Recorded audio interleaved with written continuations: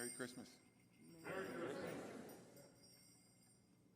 It's such an honor for me to be here. This has been my church since I lived in Ohio. And the mission that I started 43 years ago started at the old church, and we grew in Bainbridge, and it's continued to grow. I came today to talk to you a little bit.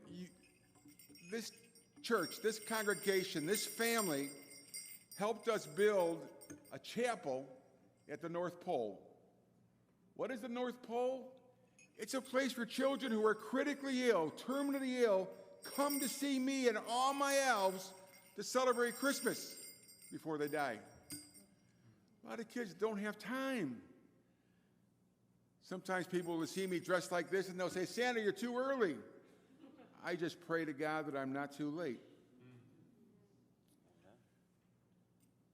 COVID came, hurt many of us, and we learned a lot of lessons at COVID. The hospitals I couldn't go to for 2 years. I couldn't get into the hospitals to see the children. So now when they start coming, the rules are spread them apart, keep them away from each other, get more activities that you can see them. And why? Because the crowds have grown from 50 to 600 people a Saturday. Children and their families are coming from every children's hospital in Ohio, Chicago, and Pittsburgh. We're also working with the disabled vets. Our days are big. Our generosity of our volunteers, many of them you, is huge. And now the chapel is big, it's gorgeous, the public love it, the children love it, the families love it, they're hanging their pictures inside. I'm here again with my hand out. We want to build 2 more buildings, and I need help. We want to build an arts and crafts center for children in wheelchairs that can't do the other things children can do. They can sit in their wheelchair and go into this arts and crafts center and do an 8 to 10 minute craft by trained personnel. We also want to build an entertainment stage. What we did 2 years ago, we created Santa's Follies, that at 1:30 in the afternoon, all the kids gathered in front of my workshop, in front of the golf carts, and the people in 2 of our elves, and 1 in a green tree and 1 a snowman, and they had a parade to the chapel, where the musicians were there with guitars and pianos. The children sang, they danced, children got up and entertained us. And for 20 minutes, many of them said this was better than Disneyland. I didn't like it in front of the chapel.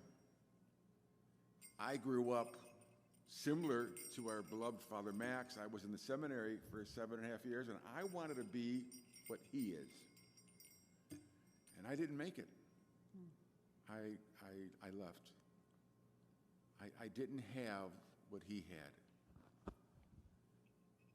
But I became Santa Claus. And we are giving families a chance to celebrate Christmas before their child dies. My first child was at Breezewood Garden Center 43 years ago when I filled in. And my first visit ever in a suit with a paste-on beard and a paste-on mustache and a suit that was just too big for me. And the first day I was criticized because I didn't ho-ho right. I didn't smile enough. The next day I got back, it was a 3-day visit. The line was long. A little child from her mom. Are you timing me? I am. I've been timing you from the time you started walking.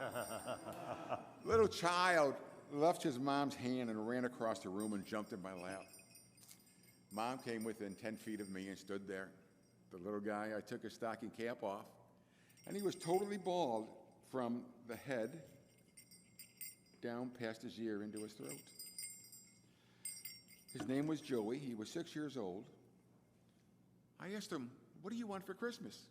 He said, "Nothing." I looked over, and his mom is closer than that chair, and she's crying with a smile. I can only describe it as tears of joy. I asked him again, "What do you want for Christmas? You gotta want something." "Santa, you know I'm dying. just make my mommy happy. And I've done that for 43 years. And the most recent child was this Wednesday. I got a phone call Tuesday night about 10 o'clock from Akron Children's Hospital. Santa, we need help. We have a 17-month-old girl who was born here and will never go home. Many complications during birth. The family just wants you to come. They want a picture. They have another child that was 4 years old. Would I please come? I got there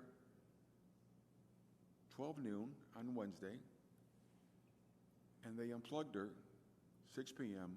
on Wednesday. So as people say, Santa, you're early. Thank God I'm not late. If you can help us, I would appreciate it so much. And everybody's asking you for help. Everybody's asking you for money. Everybody's coming to you. Help me, help me, help me. I could not be where I am now without your help in this parish and this man. What you have done for me, you built the chapel. The people in this room, has anybody been there? If you've been to the North Pole, stand up. Come on, stand up. Has anybody been there with a child, with a family? Stand up. Has anybody donated to us through the last We Give Catholic and you helped us out and you saw the chapel? Stand up. Because it's you. You made this possible. And I thank you. I thank all of you. And the choir coming out to sing and everything, and Father Max having Mass out there. This is your hideaway. And I thank you for allowing me to be me.